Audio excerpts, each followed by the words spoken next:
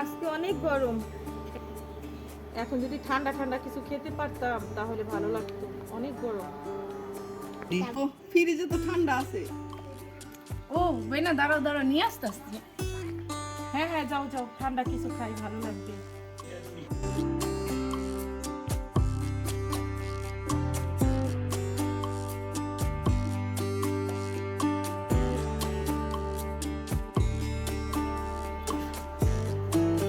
নাও। এটা কি? কেন বেনা? কোকা কোলা।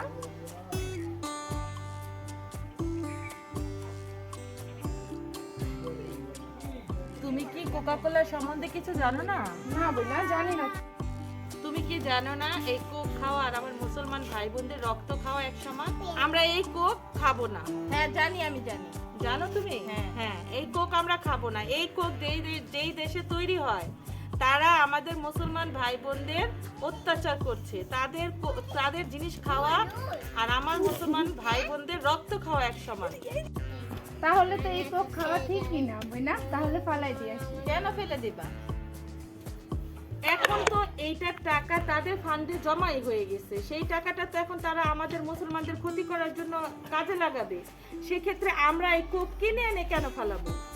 আমরা যেই দোকানে এই কোক থাকবে সেই দোকানকে বয়কট করব এবং এই কোক কেনার থেকে আমরা সবাই বিরত থাকবো। আমরা এই কোক খাবো না, আমরা কোকের বদলে মোজো খাবো। কোক খাওয়ার থেকে এই কোকা কোলা না খেয়ে মোজো খাবো। মোজোর থেকে 1 টাকা করে আমাদের সেই ভাই বোনসে ওইখানে জমা হয়। এর জন্য আমরা কোকা কোলা না খেয়ে মোজো খাবো। তাহলে ফ্রিজে তো এই মজা আছে, নিয়ে আসি। হ্যাঁ যাও, নিয়ে আসো।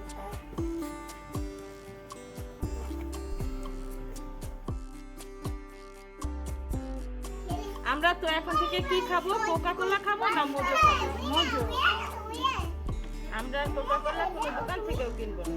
সেই দোকানকে আমরা বয়কট করবো যেই দোকানে কোকা কোলা থাকবে। মুসলমান ভাই বোনদের জন্য এটাই আমাদের মেসেজ। সবাই ভালো থাকবেন, সুস্থ থাকবেন। আল্লাহ হাফেজ।